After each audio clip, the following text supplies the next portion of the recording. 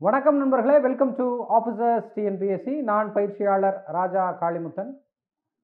இந்த காணொளி காட்சியில் உங்களுக்கு ஆர்டிகிள் 370 பற்றிய ஒரு விளக்கம் சார்ந்த வீடியோ. சமீபத்தில் நம்ம உச்ச நீதிமன்றம், இந்த சுப்ரீம் கோர்ட் 370 குறித்து ஒரு மிக முக்கியமான ஒரு தீர்ப்பு தெரிவித்துள்ளது. 370 சட்டப்பிரிவு ஷரத்து என்ன, அதோடைய சாராம்சங்கள் என்ன, அது சம்பந்தப்பட்ட வரலாறு என்ன, அதன் பிறகு 2019 என்ன மாற்றம் வந்தது, அதை குறித்த ஒரு தீர்ப்பு வந்திருக்கு. அதைத்தான் இந்த வீடியோவில் பார்க்கலாம்.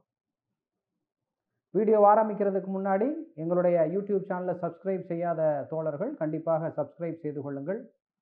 கண்டிப்பாக வீடியோ முடிந்த பிறகு அந்த லைக் பட்டனையும் நீங்கள் ப்ரெஸ் பண்ணலாம். வாங்க வகுப்புக்கு செல்வோம்.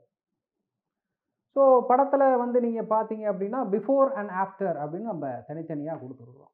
அதாவது ஜம்மு அண்ட் காஷ்மீர் 2019க்கு முன்பு, 2019க்கு பிறகு அப்படின்னு சொல்லப்படக்கூடியது. அதற்கு முன்பு ஒரு மாநிலமாக இருந்தது, ஒரு முழு மாநிலமாக இருந்தது. It was a complete state. இப்போ 2 யூனியன் பிரதேசங்கள், ஒரு பிரதேசம் உடைய பெயர் ஜம்மு அண்ட் காஷ்மீர், இரண்டாவது உடைய பிரதேசம் யூனியன் பிரதேசத்துடைய பெயர் லடாக் அப்படின்னு சொல்லப்படக்கூடியது. சரி, ஜம்மு அண்ட் காஷ்மீர் குறித்த வரலாறுல இருந்து நம்ம ஆரம்பிப்போம். சீக்கிய பேரரசு என்ன ஆகுது அப்படின்னு பார்த்தீங்கன்னா, ரஞ்சித் சிங் உடைய அரசுக்கு பிறகு கொஞ்சம் கொஞ்சமாக டிஸ்இன்டெகிரேட், உடைய ஆரம்பிக்கிறது. அதில் நம்ம என்ன ஆகுது, அமிர்தசரஸ் உடன்படிக்கை 1846 சீக்குடைய அரசர்களும் ஆங்கிலேய அரசர்களும் ஒப்பந்தம் விடுறாங்க. இதில் ஒரு பகுதியை அந்த பகுதியுடைய பேர் காஷ்மீராக இருக்கக்கூடியது. அந்த பகுதியை குலாப் சிங் அப்படின்னு சொல்லப்படக்கூடிய ஒருத்தர்கிட்ட அந்த இடம் கொடுக்கப்படுகிறது தோழர்கள். அவர் என்ன அப்படின்னு பார்த்தீங்கன்னா, தோங்ரா வம்சத்தை சார்ந்தவர். அந்த தோங்ரா வம்சத்தை சார்ந்துதான் உங்களுக்கு இதன் பிறகு காஷ்மீரில் ஆட்சி செய்யக்கூடிய வம்சம் தோங்ரா வம்சமாகும். ஸோ அங்கே 1846க்கு பிறகு தோங்ரா வம்சத்துடைய ஆட்சி தான் இருக்கு. அப்படியே நம்ம ஃபாஸ்ட் ஃபார்வர்ட் பண்ணும்போது 1925 பதவியேற்றுக் கொள்ளக்கூடியவர் தான் மகாராஜா ஹரிசிங் அப்படின்னு சொல்லப்படக்கூடியவர். 25லிருந்து 52 வரைக்கும் அரசராக இருக்கிறார். சுதந்திரத்துக்கு பிறகு கடைசியாக இளவரசராக இருந்தவர் இந்த படத்தில் இருக்கக்கூடிய திரு கரண் சிங் அவர்கள். இந்த வரலாறை கொஞ்சம் தெரிந்து வைத்துக் கொள்ளுங்கள். இதை சார்ந்த கேள்விகளும் நம்முடைய டிஎன்பிஎஸ்சி பரீட்சைகளில் வரும்.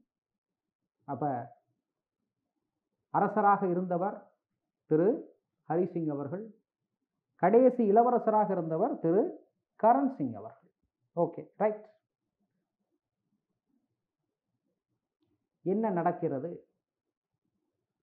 1947 இந்தியா சுதந்திரம் பெறுகிறது. இந்தியாவில் இருக்கக்கூடிய மாநிலங்கள், மாகாணங்கள் எல்லாம் பார்த்தீங்கன்னா, ஆங்கிலேயர்கள் ஒரு ஆப்ஷன் கொடுக்குறாங்க. இந்தியாவோட சேர்ந்து கொள்கிறீர்களா, பாகிஸ்தானோட சேர்ந்து கொள்கிறீர்களா? அப்போ காஷ்மீரில் ஆட்சி செய்து கொண்டு இருக்கவர் திரு ஹரிசிங் அவர்கள். இப்போ ஒரு சாதாரணமாக ஒரு மாகாணம் அல்லது ஒரு மாநிலம் இருக்கு, அது என்ன பண்ணணும்? இன்ஸ்ட்ருமெண்ட் ஆஃப் ஆக்சஷன், அதாவது இந்தியாவோட இணைந்து கொள்வதற்கு ஒப்பந்தம் செய்கிறேன், அதுதான் இன்ஸ்ட்ருமெண்ட் ஆஃப் ஆக்சஷன், IOA.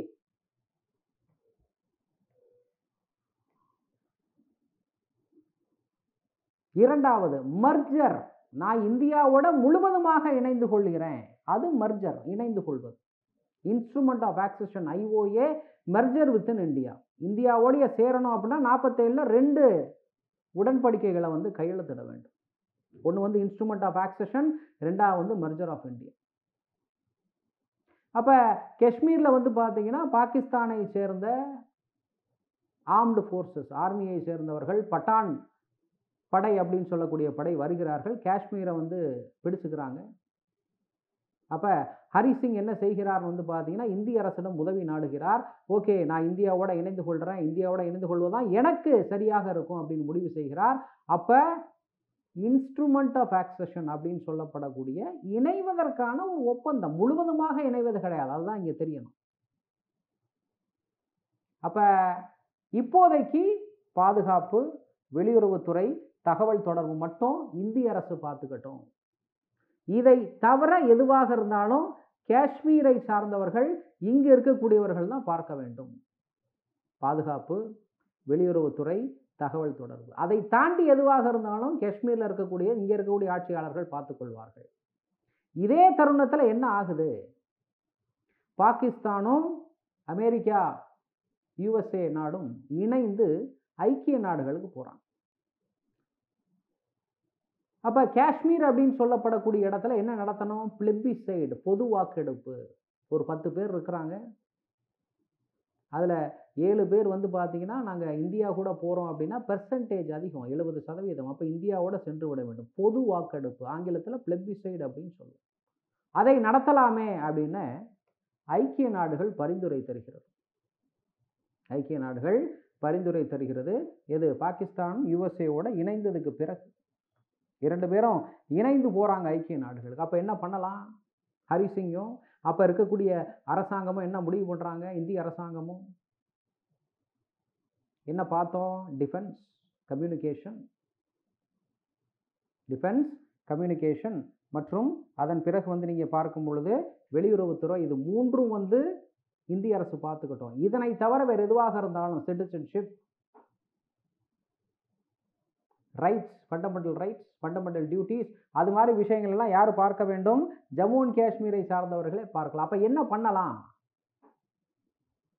அப்போ ஒன்று கொடுக்கப்படுகிறது, இந்திய அரசுக்கும் ஜம்மு அண்ட் காஷ்மீருக்கும் என்ன உடன்படிக்கைகள் இருக்கு, எப்படிப்பட்ட உறவு இருக்கு அப்படின்னு நம்ம கண்டுபிடிப்பதற்கு, சட்டம் எழுதுவதற்கு, அரசியலமைப்பு எழுதுவதற்கு என்ன பண்றோம்? கான்ஸ்டிடியூவன்ட் அசம்பிளி, அரசியல் நிர்ணய சபை. எதுக்கு? ஜம்மு அண்ட் காஷ்மீருக்கு கான்ஸ்டிடியூஷன் எழுதுறது. அதுதான் இங்க தெரியும். அப்ப இந்திய நாட்டுக்கு கான்ஸ்டிடியூஷன் இருக்கு, ஜம்மு அண்ட் காஷ்மீருக்கு தனி கான்ஸ்டிடியூஷன் இருக்கு. ஒரு நாட்டுக்கு ஏன் 2 அரசியலமைப்பு? இது தேவையில்லாதது அப்படின்னு அம்பேத்கர் அவர்கள் என்ன சொல்றாரு? 370 நான் வரையறை செய்ய மாட்டேன் அப்படின்னு சொல்லப்படக்கூடிய. அடுத்து என்ன ஆகுது? அப்ப இந்த உறவு 370 அப்படின்னு சொல்லப்படக்கூடிய ஒரு ஷரத்து, ஒரு ஆர்டிகல் உண்டாக்கணும். கான்ஸ்டிடியூவன்ட் அசம்பிளி, ஜம்மு அண்ட் காஷ்மீருக்காக ஒரு அரசியல் நிர்ணய சபை உருவாக்கணும். அதற்கு என்ன செய்யலாம்? 370 அப்படின்னு சொல்லக்கூடிய ஒரு ஆர்டிக்கல் நம்ம உருவாக்கலாம், ஷரத்தை நம்ம உருவாக்கலாம். அப்ப அதை வந்து உருவாக்குவதற்கு முன் வந்து நின்றவர் தான் திரு கோபாலசுவாமி ஐயங்கார். இந்த கேள்வி பரீட்சைகளில் வருவதற்கான வாய்ப்புகள் இருக்கு. 370 உடைய அந்த ஷரத்தை வரையறை செய்தவர் யார்? திரு கோபாலசுவாமி ஐயங்கார். Okay, right. அப்போ என்ன பண்ணணும்? ஜம்மு அண்ட் காஷ்மீருக்கு தனியாக ஒரு கான்ஸ்டியூஷன் எழுதணும், அது சம்பந்தப்பட்ட சட்டத்திட்டங்கள் எழுதணும். அப்போ ஆங்கிலேய அரசு இந்தியா விட்டு போகிறதுக்கு முன்னாடி அரசியலமைப்பு மூலம் அரசியலமைப்பு இந்தியாவுக்கு உருவாக்கப்பட்டது. இடைக்கால அரசியல் நிர்ணய சபை மூலம் என்ன உருவாக்கப்பட்டது? அரசியலமைப்பு உருவாக்கப்பட்டது. இங்கே என்ன ஆகுது? ஜம்மு அண்ட் காஷ்மீருக்கு ஒரு அரசியலமைப்பு உருவாக்குவதற்கு ஜம்மு அண்ட் காஷ்மீருக்குள்ளேயே ஒரு அரசியல் நிர்ணய சபை உருவாக்கப்படுகிறது. 51 ஆரம்பித்து 57 வரை செயல்படுகிறது. இந்த 57 பார்த்தீங்கன்னா மிர்காசிம் ரெசல்யூஷன், அதாவது மிர்காசிம் தீர்மானம் அப்படின்னு ஒரு தீர்மானம் கொண்டு வரப்பட்டு அரசியல் நிர்ணய சபை முடிவுறுகிறது. ஆரம்பித்த தேதி முக்கியம், முடிந்த தேதியும் முக்கியம். அப்ப அரசியல் நிர்ணய சபை முடிஞ்சிருச்சு அப்படின்னா என்ன நீங்க புரிஞ்சுக்கணும்? அரசியலமைப்பு உருவாயிருச்சு அப்படின்னு புரிஞ்சுக்கணும். அப்ப இதுல என்ன சொல்றாங்க? இந்தியன் கான்ஸ்டிடியூஷன்ல ஆர்டிகல் நம்பர் 1, ஆர்டிகல் நம்பர் 370 மட்டும்தான் காஷ்மீர்ல பொருந்தும், வேற எந்த ஆர்டிகலும் பொருந்தாது. இப்ப தமிழகத்துக்கு எடுத்துப்போம், எல்லா ஆர்டிகளும் பொருந்தும், எல்லா ஆர்டிகளும், அதாவது ஷரத்துகளும் வந்து கண்டிப்பாக பொருந்தும். பட் காஷ்மீருக்கு என்ன சொல்றோம்? ஆர்டிகல் 1, ஆர்டிகல் 370 மட்டும்தான் பொருந்தும் அப்படின்னு சொல்லணும், மற்றது வருவோம். அப்ப என்ன பண்ணுவோம்? இந்த 370 அப்படின்னு சொல்லப்படக்கூடியது நிரந்தரமானதா தற்காலிகமானதா? இப்போதைக்கு அது தற்காலிகமானதாக இருக்கட்டும். சிறப்பு அந்தஸ்தாக இருக்கட்டும். அப்போ என்ன பண்ணுறாங்க, பகுதி நம்பர் 21 போய் வைக்கிறாங்க. அது என்ன சொல்லுது, டெம்பரவரி டிரான்சிஷனல் ஸ்பெஷல் ப்ரொவிஷன்ஸ், தற்காலிகமாக இடைநிலை மற்றும் சிறப்பு விதிகள். அப்போ ஆர்டிகல் 370 என்ன, ஒரு டெம்பரவரி ப்ரொவிஷன், தற்காலிகமாக இருக்கக்கூடிய விதி. சரி, அப்போ இந்தியாவுக்குள்ள சில சட்டத்திட்டங்கள் மற்ற சட்டத்திட்டங்கள்லாம் ஜம்மு அண்ட் காஷ்மீருக்கு பொருந்தாது. அப்போ என்ன பண்ணுறது? அப்போ 7வது அட்டவணை நீங்கள் பார்த்துருப்பீங்க, union list, state list, concurrent list. மத்திய பட்டியல், மாநில பட்டியல், ஒருங்கிணைந்த பட்டியல். மாநில பட்டியல்னா என்ன, மாநில பட்டியலில் சில விஷயங்கள் இருக்கும், சில அமைப்புகள் இருக்கும். அது சம்பந்தப்பட்ட எந்த சட்டம் நிறைவேற்றினாலும் யார் நிறைவேற்றணும், மாநில சட்டசபை நிறைவேற்றணும். கன்கரண்ட் லிஸ்ட், ஒருங்கிணைந்த பட்டியல், மாநிலமும் சட்டம் நிறைவேற்ற வேண்டும், மத்திய அரசும் சட்டம் நிறைவேற்ற வேண்டும். இதில் கன்கரண்ட் லிஸ்ட்ல. யூனியன் லிஸ்ட்ல எப்படி, மத்திய பட்டியலில் இருக்கக்கூடிய விஷயங்கள்ல மத்திய அரசு மட்டும்தான் நீங்க சட்டம் நிறைவேற்ற முடியும். இப்போ நம்ம என்ன பார்த்துருக்கிறோம், 1 மற்றும் 370 மட்டும்தான் பொருந்தும். வேற எதுவாக இருந்தாலும் என்ன செய்ய வேண்டும், நீங்க ஒரு பிரசிடென்ஷியல் ஆர்டர், குடியரசுத் தலைவர் ஒரு அறிக்கை மூலம் அதை நீங்க ஜம்மு அண்ட் காஷ்மீர்ல கொண்டு வரலாம். இங்க கொஞ்சம் கவனிக்கவும். இப்போ பிரசிடென்ஷியல் ஆர்டர் அப்படின்னா இப்போ என்னன்னு சொல்ல போறோம். ஏன்னா இந்த வார்த்தை இந்த காணொலி காட்சியில் அடுத்த சில நிமிடங்களுக்கு திருப்பி வரும். பிரசிடென்ஷியல் ஆர்டர் அப்படின்னா என்ன, குடியரசுத் தலைவருடைய ஒரு ஆணை அப்படின்னா என்ன. இப்போ ஜம்மு அண்ட் காஷ்மீருக்குள்ள நான் என்ன எடுத்துட்டு போகணும், ஃபண்டமெண்டல் ரைட்ஸ், அடிப்படை உரிமைகளை எடுத்துட்டு போகணும். மறுபடியும் ஞாபகப்படுத்தும், 1 மட்டும் பொருந்தும், 370 மட்டும் பொருந்தும். மற்ற எதுவாக இருந்தாலும் பிரசிடென்ஷியல் ஆர்டர் தேவை. அப்போ பிரசிடென்ஷியல் ஆர்டர் எப்படி இஷ்யூ பண்ணுவாங்க ஜம்மு அண்ட் காஷ்மீருக்கு? பிரசிடென்ட் என்ன செய்யணும், குடியரசுத் தலைவர் ஜம்மு அண்ட் காஷ்மீருடைய சட்டசபையிடம் ஒப்புதல் வாங்க வேண்டும். நான் இந்தியாவில் இருக்கக்கூடிய அடிப்படை உரிமைகளை நான் என்ன செய்கிறேன், ஜம்மு அண்ட் காஷ்மீருக்கு நான் என்ன செய்யணும், அப்ளிகபிள் ஆக்கணும், ஒத்துக்கொள்ள வைக்கணும், அங்கே வந்து நடைமுறைப்படுத்தணும். அப்படியா, சரி, நாங்கள் ஒப்புதல் அளிக்கிறோம், அப்ரூவல். ஜனாதிபதி போய் மாநில சட்டசபையிட்ட ஒப்புதல் கோரணும். கோரிய பிறகு ஒப்புதல் வழங்கப்படும். அதன் பிறகு என்னது, ஜனாதிபதியுடைய உத்தரவு வரும். அது என்ன சொல்லுவோம், பிரசிடென்ஷியல் ஆர்டர் அப்படின்னு சொல்லுவோம். அப்ப யூனியன் பட்டியலில் வந்து பார்த்தீங்கன்னா தோராயமாக அப்பொழுது 97 வரைக்கும் நிறைய விஷயம், 97 பட்டியல்கள் இருந்து 97 விஷயங்கள் வந்து இருந்தது யூனியன் பட்டியலில், மத்திய பட்டியலில். அதில் முடிஞ்ச அளவுக்கு 94 விஷயங்களை இது மாதிரி பிரசிடென்ஷியல் ஆர்டர் வச்சு தான் ஒன்றா மூவ் பண்ணுறோம். Fundamental rights, fundamental duties, election commission introduce பண்ணணும். அப்போ என்ன பண்ணணும், அங்கே இருக்கக்கூடிய சட்டசபையிட்ட கேட்கணும். சுப்ரீம் கோர்ட்டை வந்து உள்ளே கொண்டு போகணும். அப்போ என்ன பண்ணணும், அங்கே இருக்கக்கூடிய சட்டசபையை கேட்கணும். அப்போ ஒன்றுக்கும் நீங்கள் என்ன கேட்கணும், மாநில சட்டசபை கிட்ட பெர்மிஷன் வாங்கணும். யார் வாங்கணும், குடியரசுத் தலைவர் வாங்கணும். அதன் பிறகுதான் என்ன ஆகணும், அது பிரசிடென்ஷியல் ஆர்டராக வரும்.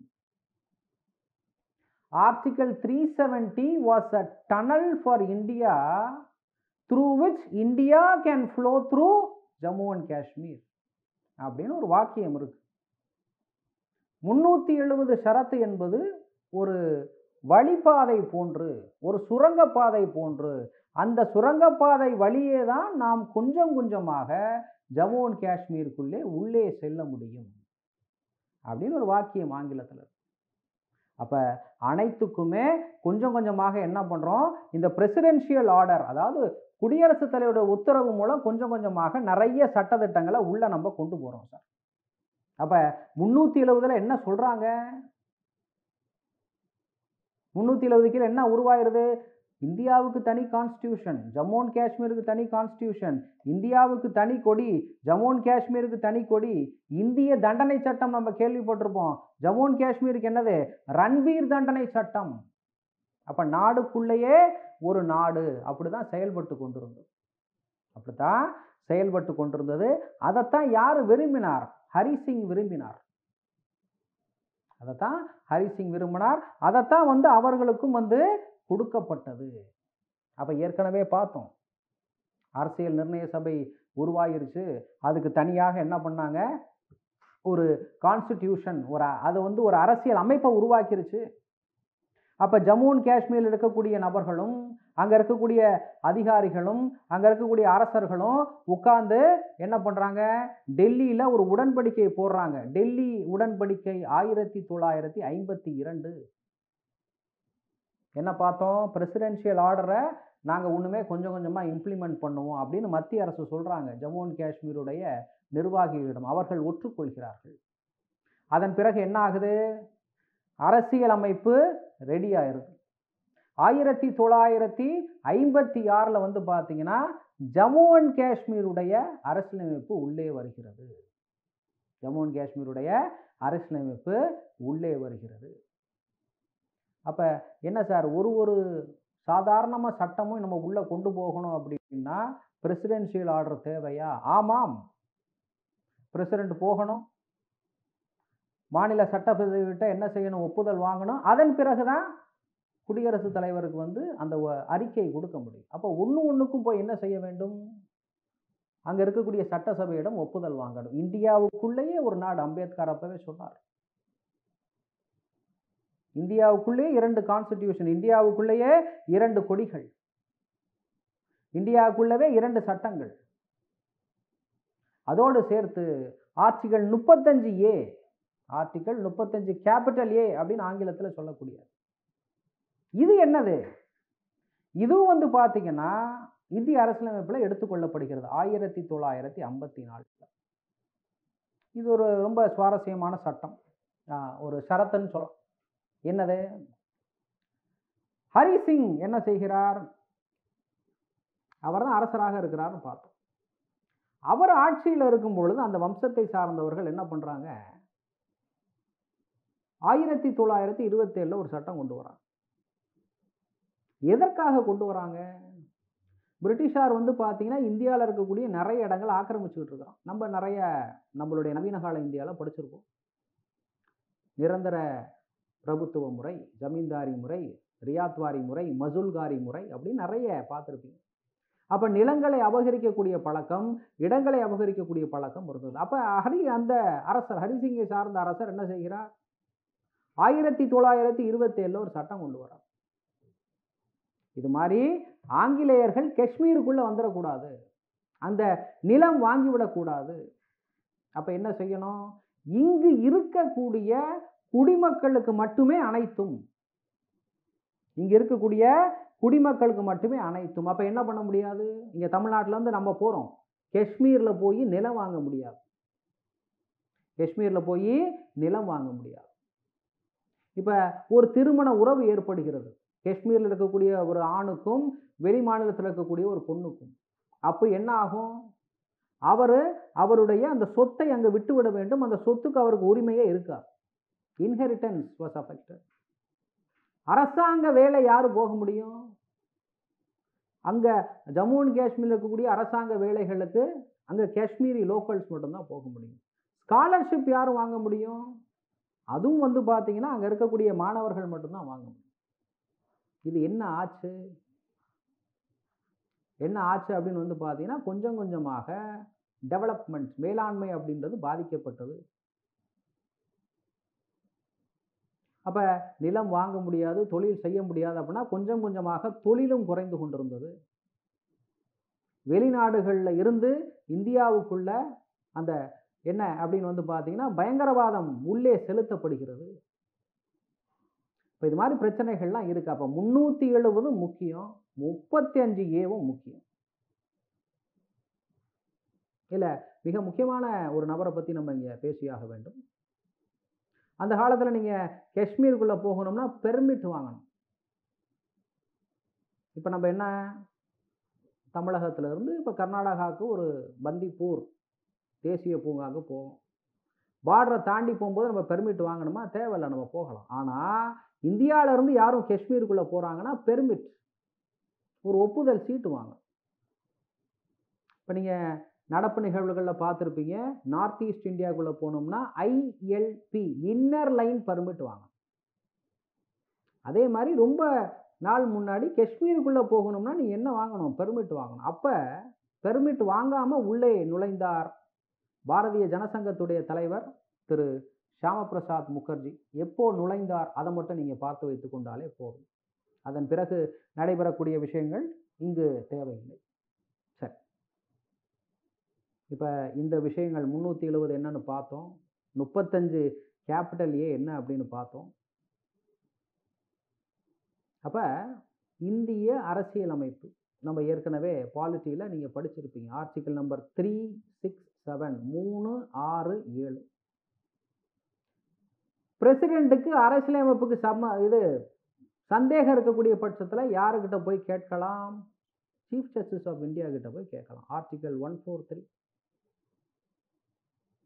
367 என்ன சொல்றாங்க? கான்ஸ்டிடியூஷன்ல, அரசியலமைப்புல எந்த ஒரு சந்தேகமோ எந்த ஒரு தெளிவு தேவையோ யாரிடம் போய் அணுக வேண்டும்? சுப்ரீம் கோர்ட்டை போய் தான் அணுக வேண்டும். Interpretation clause, article number 3, 6, 7. இப்போ மறுபடியும் ஒரு விஷயம் ரீவிசிட் பண்ணுவோம். நம்பர் 1 பொருந்தும் ஆர்டிகல், நம்பர் 370 பொருந்தும் காஷ்மீருக்கு. மற்றதெல்லாம் என்ன பண்ணாங்க? பிரசிடென்ஷியல் ஆர்டர் மூலம் கொஞ்சம் கொஞ்சமாக உள்ளே கொண்டு போனாங்க. குடியரசுத் தலைவருடைய ஒப்புதல். அது எப்படி பெறப்பட்டது? மாநில சட்டசபை ஒப்புதல் தெரிவிக்கணும். மாநில சட்டை ஒப்புதல் தெரிவிக்கலைன்னா எந்த ஒரு விஷயத்தையும் உள்ளே கொண்டு போக முடியாது. அவ்வாறு பகுதி பகுதியாக கொஞ்சம் கொஞ்சமாக சில வழக்குகள் மூலமும் இந்திய அரசியலமைப்பில் இருக்கக்கூடிய சில சாராம்சங்கள் காஷ்மீருக்குள்ளே எடுத்து செல்லப்பட்டது. அது என்ன வழக்குகள்? முதல் வழக்கு புரன்லால் லக்கன்பால் கேஸ், 1962. சுப்ரீம் கோர்ட்டுக்கு ஒரு வழக்கு போகுது. சுப்ரீம் கோர்ட்டுக்கு ஒரு வழக்கு போகும்போது இதில் என்னன்னா, இந்தியாவில் பிரசிடென்ட்டுடைய சக்தி அதீதமானது தான், சரிதான். ஆனால் காஷ்மீரில் அது அதீதமானதா அப்படின்னு ஒரு கேள்வி கேட்கப்படுகிறது நம்மளுடைய சுப்ரீம் கோர்ட்டிடம். கோர்ட் என்ன முடிவு செல்கிறது? இந்தியா பகுதியில் மட்டும் கிடையாம ஜம்மு அண்ட் காஷ்மீருடைய பகுதியிலையும் நம்மளுடைய குடியரசுத் தலைவருக்கு அதீத சக்திகள் இருக்கு, அதில் மாற்று கருத்து கிடையாது. வழக்கு என்ன, வருடம் என்ன, வழக்குடைய நோக்கம் என்ன, வழக்குடைய தீர்ப்பு என்ன, அவ்வளோதான். நம்ம பரீட்சைகளுக்கு அதுவே போதும். இது முதல் வழக்கு. அப்போ பிரசிடென்ட் என்ன பண்ணலாம்? எப்படிப்பட்ட தீர்ப்புகளையும் எப்படிப்பட்ட சக்திகளையும் உள்ள கொண்டு போகலாம். அதுவும் சேர்த்து எதோடு? மாநில சட்டசபையோடு, ஒப்புதலோடு. அடுத்து சம்பத் பிரகாஷ் வழக்கு, 1968. படத்தில் இருக்கக்கூடியவர் தான். என்ன ஆகுது அப்படின்னு பார்த்தீங்கன்னா, ஜம்மு அண்ட் காஷ்மீரில் அடிப்படை உரிமைகள் மீறப்படுகிறது. தடுப்பு காவலில் நிறைய பேர் வைக்கிறாங்க. தடுப்பு காவலில் நிறைய பேர் வைக்கிறாங்க. அப்போ இதில் யார் முடிவெடுக்கிறது? இதில் யார் முடிவெடுக்கிறது? சுப்ரீம் கோர்ட்டில் போய் கேட்குறாங்க. எந்த வழக்கு? சம்பத் பிரகாஷ் வழக்கில் 1968. அப்பயும் சுப்ரீம் கோர்ட் என்ன சொல்லுது? இது சம்பந்தப்பட்ட முடிவுகள் யார் எடுப்பது சரி? பிரசிடென்ட் எடுப்பது சரி, குடியரசுத் தலைவர் எடுப்பது தான் சரி. அதனால அவர் சொல்வதே சரியானது. அவர் சொல்வதே சரியானது. அவர் சொல்றதைத்தான் ஜம்மு அண்ட் காஷ்மீரில் அறிமுகப்படுத்த வேண்டும். இது ஒரு வழக்கு. அப்ப வழக்குகள் மூலம் கொஞ்சம் கொஞ்சமாக என்ன பண்றாங்க? நிறைய மாற்றங்கள் கொண்டு வரப்படுகிறது. சிறு சிறு சட்டங்கள் உள்ள கொண்டு வரப்படுகிறது தோழர்களே. அடுத்து பார்த்தீங்கன்னா, மக்பூல் தாமு வழக்கு, 1972. ஏற்கனவே நம்ம பார்த்துருந்தோம். ஜம்மு அண்ட் காஷ்மீருக்கு தனியான ஒரு கொடி இருக்கு. இதுல அடுத்து முக்கியமான 2 தகவல்கள். ஒன்று, ஜம்மு அண்ட் காஷ்மீர்ல 2 தலைவர்கள், அரசியலமைப்பு தலைவர்கள் 2 பேர் இருக்கு. அது பேரை கவனிங்க. சதார் ரியாசத் அப்படின்னா என்ன? President of Jammu and Kashmir.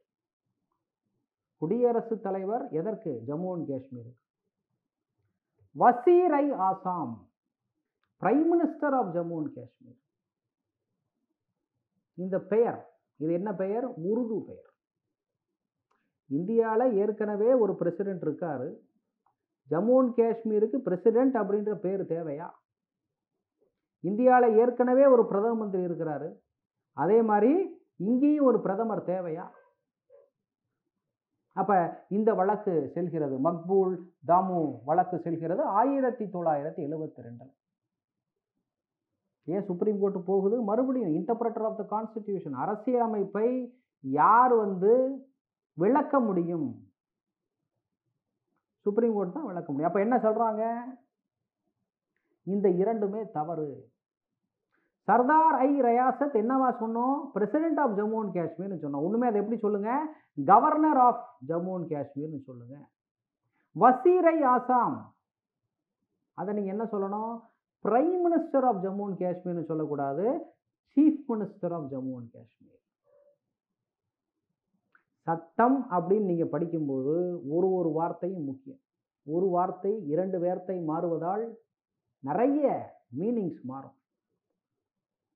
When laws are codified, each and every word is important. அப்ப பிரசிடென்ட் ஆஃப் ஜம்மு ஏன் மாத்திரம்? President of Jammu and Kashmir அப்படின்றது கவர்னர் ஆஃப் ஜம்மு அண்ட் காஷ்மீர்னு மாத்திரம். வசீர் ஐ ஆசாம் அப்படின்னு சொல்லக்கூடியது என்ன பண்றோம்? CM of Jammu and Kashmir மாத்திரம். அப்ப இந்த வழக்கு மூலம் என்ன ஆகுது அப்படின்னு பாத்தீங்கன்னா, இந்த மாற்றங்கள் வருகிறது. அடுத்து ஒரு மிக முக்கியமான வழக்கு, ஸ்டேட் பேங்க் ஆஃப் இந்தியா வழக்கு 2016. என்ன ஆகிறது? ஜம்மு அண்ட் காஷ்மீர்ல பேங்க் இருக்கு, ஸ்டேட் பேங்க் இருக்கு. அவங்க என்ன பண்றாங்க? அங்க இருக்கக்கூடிய நபர்களுக்கு நிறைய கடன் கொடுக்குறாங்க, வீட்டு கடன் கொடுக்குறாங்க. இப்ப வீட்டு கடன் நம்ம கட்டலைன்னா என்ன ஆகும்? ரிமைண்டர்ஸ் கொடுப்பாங்க, அப்புறம் சொத்தை ஜப்தி பண்ணுவாங்க. சொத்தை ஜப்தி பண்றதுக்கு ஒரு சட்டம் இருக்கு. அந்த சட்டத்துடைய பேரு சர்ஃபேசி சட்டம், 2002 வந்த சட்டம்.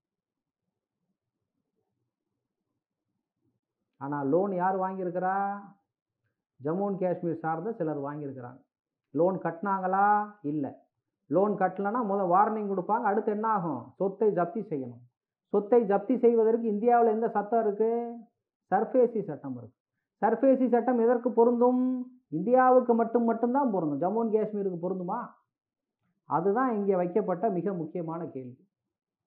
வழக்கு சுப்ரீம் கோர்ட்டுக்கு போகுது. சுப்ரீம் கோர்ட் என்ன சொல்றாங்க? இது ஒரு நிதி சம்பந்தப்பட்டது,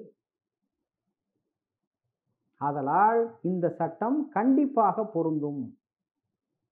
370 வைத்து இதை பார்க்க கூடாது. அப்ப சர்ஃபேசி சட்டம் பொருந்துமா? கண்டிப்பாக பொருந்தும். சொத்தை ஜப்தி செய்யலாமா? ஜப்தி செய்யலாம். அப்ப இந்த கடைசியாக இருக்கக்கூடிய மிக முக்கியமான ஒரு வழக்காக இருக்கக்கூடிய, ரைட், நம்ம மறுபடியும் கொஞ்சம் ரீவிசிட் பண்ணோம் அப்படின்னா 370 எது கீழே வந்துச்சு? டெம்பரவரி ப்ரொவிஷன், தற்காலிக நிலை. அப்ப அந்த 370 தற்காலிக நிலை என்ன பண்ணியிருக்கணும்? அரசியல் நிர்ணய சபை முடியும் பொழுது அதை எடுத்திருக்க வேண்டும். செய்தார்களா? செய்யவில்லை. காரணம், அது ஒரு வரலாற்று பிழை, ஹிஸ்டாரிக்கல் எரர். அவ்வளவுதான். அப்ப என்ன செய்ய வேண்டும்? 370 எடுக்க வேண்டும். ஏன்? ஜம்மு அண்ட் காஷ்மீர் இந்தியாவுடைய ஒரு அங்கம் அப்படின்னு நம்ம ஆக்க வேண்டும். அப்ப என்ன செய்யலாம்? 2 முக்கியமான தினங்கள், 5 ஆகஸ்ட் 2019, 6 ஆகஸ்ட் 2019. முதல் ஆர்டர், கான்ஸ்டிடியூஷனல் ஆர்டர் ஆஃப் 272,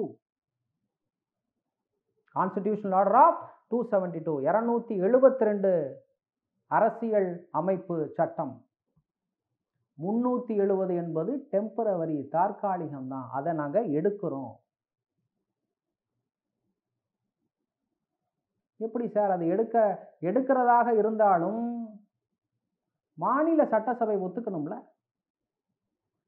சரிதான். அந்த சமயத்துல காஷ்மீர்ல என்ன இருந்தது? கவர்னர் ரூல் இருந்தது. கவர்னர் ரூல் முடிந்த பிறகு பிரசிடென்ட் ரூல் வருகிறது. காஷ்மீருக்கு மட்டும் பார்த்தீங்கன்னா ஒரு ஸ்பெஷல் அவசர நிலை இருக்கு. எடுத்த உடனே நம்ம கவர்னர் ரூல் தான் 6 மாதத்துக்கு போட முடியும். அதன் பிறகு தான் நீங்கள் குடியரசுத் தலைவர் ஆட்சி போட முடியும். அப்போ குடியரசுத் தலைவர் ஆட்சி இருக்கும் பொழுது சட்டசபை இயங்குமா? இயங்காது. அப்போ அதை சார்ந்த முடிவுகள் யார் எடுக்கணும்? பாராளுமன்றம். அப்போ பிரசிடென்ட் யாரை கேட்கணும்? பிரசிடென்ஷியல் ஆர்டர் இஷ்யூ பண்ணுறதுக்கு மாநில சட்டசபையை கேட்கணும். மாநில சட்டசபை இருக்கா? அது எது கீழே இருக்குது? குடியரசுத் தலைவர் ஆட்சி கீழே இருக்குது, செயல்படாது. அப்போ எங்கே கேட்கணும்? பாராளுமன்றத்தை கேட்கணும். பாராளுமன்றத்தை கேட்டாச்சா? கேட்டாச்சு. பாராளுமன்றம் என்ன சொல்லுது? ஆர்டிகல் 370 ரிமூவ் பண்ணிடலாம். கான்ஸ்டிடியூஷனல் ஆர்டர் நம்பர் 272 முடிந்து விட்டது. அடுத்து நம்ம என்ன பண்ணணும்? அடுத்த நாள் வேற ஒரு கான்ஸ்டிடியூஷனல் ஆர்டர் வருது. கான்ஸ்டிடியூஷனல் ஆர்டர் நம்பர் 273 273 இந்தியா அப்படின்னு சொல்லப்படக்கூடிய அந்த இந்தியாவில் இருக்கக்கூடிய ஜம்மு அண்ட் காஷ்மீர் பார்த்தோம். அந்த முழு மாநிலமாக இருக்கக்கூடியது. அதை 2ஆ பிரிக்கிறாங்க. 2 யூனியன் பிரதேசமாக பிரிக்கிறாங்க. இந்த இடத்தை கொஞ்சம் கவனித்துக் கொள்ளுங்கள், கடைசியில் பேசுவோம். 2 யூனியன் பிரதேசமாக பிரிக்கும். அப்ப ஒரு மாநிலத்தை நீங்க பிரிக்கிறீங்க அப்படின்னா என்னவா பிரிக்கலாம்? 2ஆ பிரிக்கலாம். இல்லை ஒரு பெரிய மாநிலமாக இருக்குன்னா அந்த மாநிலத்துடைய அளவை நீங்கள் குறைக்கலாம், ஏற்றலாம். ஆனால் யூனியன் பிரதேசமாக மாற்ற முடியுமா? அதுதான் சுப்ரீம் கோர்ட் முன்னாடி வைக்கப்பட்ட ஒரு கேள்வி. அதற்கு என்ன செய்வோம்? நம்ம அந்த காணொலி காட்சியில் கடைசியில் விடை சொல்கிறேன்.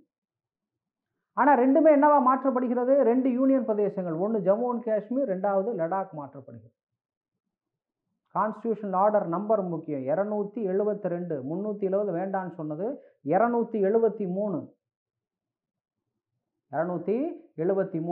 2 யூனியன் பிரதேசங்களை உருவாச்சு. ஒன்று ஜம்மு அண்ட் காஷ்மீர், அதாவது நீங்கள் கீழே இருக்கக்கூடிய ஒரு பகுதி, கீழே இருக்கக்கூடிய ஒரு பகுதி. அந்த படத்தை வேண்டாலும் நம்ம பார்த்துக்கொள்வோம். இந்த இடம் ஜம்மு அண்ட் காஷ்மீர், இந்த இடம் பார்த்தீங்கன்னா லடாக். 2ஆக பிரிக்கப்படுகிறது தோழர்களே.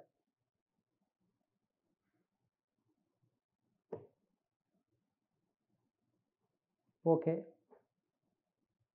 அப்போ என்ன பண்ணலாம்?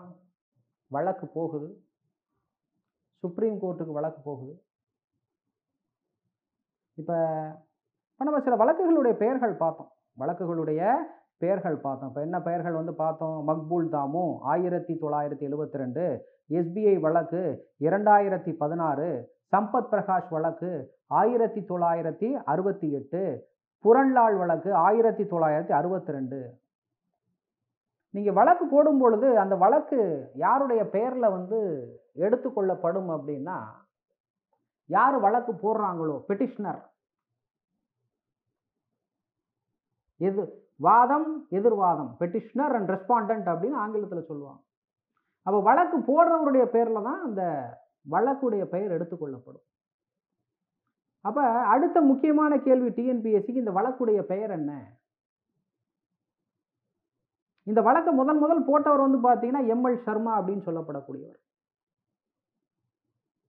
இவர் நிறைய வழக்குகளை தாமாகவே முன்வந்து போடக்கூடியவர். அதனால் இவருடைய பெயர் வேண்டாம்னு சுப்ரீம் கோர்ட்டே சொல்லிடுச்சு. அதனால எம்எல் சர்மா வழக்குன்னு இந்த வழக்கை சொல்ல முடியாது. அடுத்து படத்தில் இருக்கக்கூடிய திரு ஷா ஃபைசல் அவர்கள், இவர் ஒரு 2வது ஆக வழக்கு தொடர்ந்தவர். இவர் பேரை வைக்கலாமா? இவர் ஒரு அரசு அதிகாரியாக, ஐஏஎஸ் அதிகாரியாக இருந்து வேலையை ரிசைன் செய்து அந்த ரெசிக்னேஷன் ஒத்துக்கொள்ளப்பட மாட்டாமல் மறுபடியும் வேலையில் சேர்ந்து விட்டார். அதனால இவர் என்ன சொல்றாரு? இந்த வழக்கில் இருந்து நான் பின்வாங்கிக்கிறேன். அப்ப முதல் எம்எல் சர்மா பேர்லையும் இந்த வழக்கு போட முடியாது, இந்த வழக்குடைய பெயரை ஒத்துக்கொள்ள முடியாது. ஷா ஃபைசலுடைய பேர்லையும் இந்த வழக்கு வச்சுக்க முடியாது. அப்ப இந்த வழக்குடைய பெயர் தான் என்ன? RE article 370 of the constitution regarding, இது குறித்து இதுவும் வந்து பார்த்தீங்கன்னா ஒரு மிக முக்கியமான டிஎன்பிஎஸ்சிக்கும் ஒரு ஃபேக்டாக இருக்கக்கூடியது. வழக்குடைய பெயர் என்ன? நாளை பின்ன கேட்கலாம். ML Sharma versus union of India இல்லை, RE hyphen article 370 of the Indian constitution. வழக்கு நடைபெறுகிறதா? வெகு நாட்களாக நடைபெற்று கொண்டு இருக்கு. சமீபத்தில் தீர்ப்பு வந்தது. எல்லாரும் நடப்பு நிகழ்வுகளை பார்த்துருப்பீங்க. என்ன சார் சொன்னாங்க? என்ன சொன்னாங்க? ஜம்மு அண்ட் காஷ்மீர் அப்படின்னு சொல்லக்கூடியது இந்தியாவுடைய ஒரு அங்கம். இந்தியாவுடைய ஒரு அங்கம். அதுதான் முதல் தீர்ப்பு. எல்லாரும் ஒத்துக்கிட்டான். இரண்டாவது, 370 எடுத்தது சரியா? 370 எடுத்தது சரியா? 370 எடுத்தது எப்படி? குடியரசுத் தலைவர் மூலம். அது சரியா? நம்மளை விட நன்கு படித்து சட்டத்தில் கை தேர்ந்த நீதிபதிகள் என்ன சொல்றாங்க? சரின்னு சொல்றாங்க. ஆக 370 எடுத்தது சரின்னு உச்ச நீதிமன்றத்துடைய நீதிபதிகள் சொல்கிறார்கள். சரியே. வேற என்ன பண்ணணும்? அடுத்து எலெக்ஷன்ஸ் நீங்க கண்டக்ட் பண்ணுங்க. எப்ப கண்டக்ட் பண்ணுங்க? 30/9/2024 எலெக்ஷன்ஸ் கண்டக்ட் பண்ணுங்க. 30/9/2024 எலெக்ஷன்ஸ் கண்டக்ட் பண்ணுங்க. ஓகே, அரசாங்கம் ஒத்துருச்சு. நல்லது. வேற நம்ம பார்த்தோம். Constitutional order number 273. இந்திய அரசியலமைப்பின்படி என்ன பண்ணலாம்? ஒரு மாநிலத்தை இரண்டா பிரிக்கலாம்,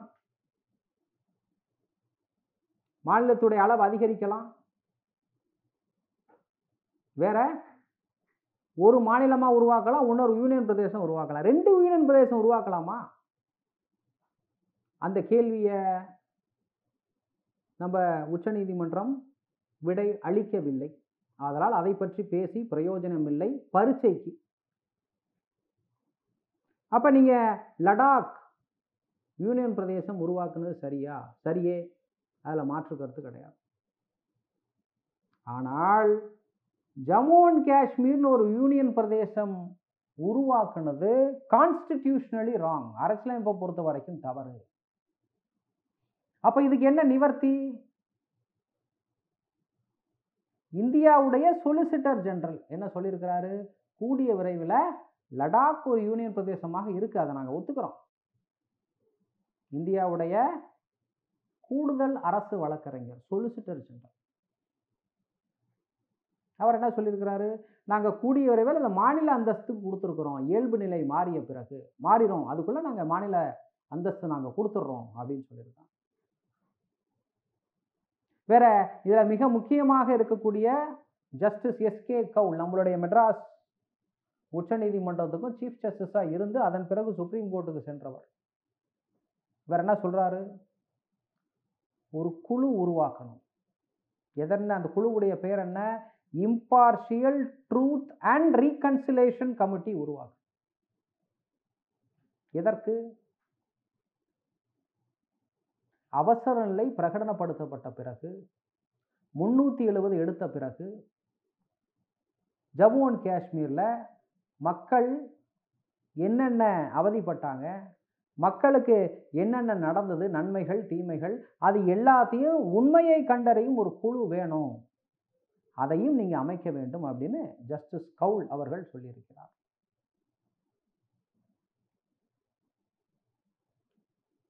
டிஎன்பிஎஸ்சி தேர்வை பொறுத்த வரைக்கும் 370 என்ன, அதோடைய வரலாறு என்ன, அது சம்பந்தப்பட்ட வழக்குகள் என்ன, 370 என்ன, 335A என்ன, கான்ஸ்டிடியூஷனல் ஆர்டர் 272 என்ன, 273 என்ன, வழக்குடைய பெயர் என்ன,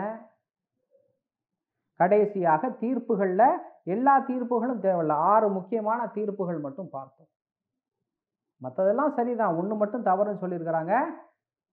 ஜம்மு அண்ட் காஷ்மீர் யூனியன் பிரதேசம் உருவாக்குனது மட்டும் தவறு. அதை கூடிய விரைவில் அரசாங்கத்துடைய கூடுதல் வழக்கறிஞர் எங்களுக்கு ஒப்புதல் கொடுத்திருக்கிறாரு அப்படின்னு சுப்ரீம் கோர்ட்ல சொல்லியிருக்கிறாங்க.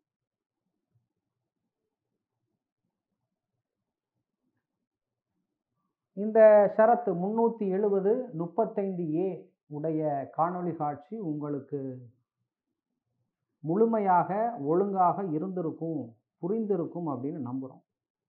இதையும் தாண்டி உங்களுக்கு ஏதும் சந்தேகம் இருக்கக்கூடிய பட்சத்தில் 370 பற்றி, 35A பற்றி, இந்த வழக்கு பற்றி, பரீட்சை சம்பந்தப்பட்ட சந்தேகங்கள் இருக்கக்கூடிய பட்சத்தில் கண்டிப்பாக நீங்கள் கமெண்ட் செக்ஷன் கருத்துரையில் தெரிவிக்கலாம்.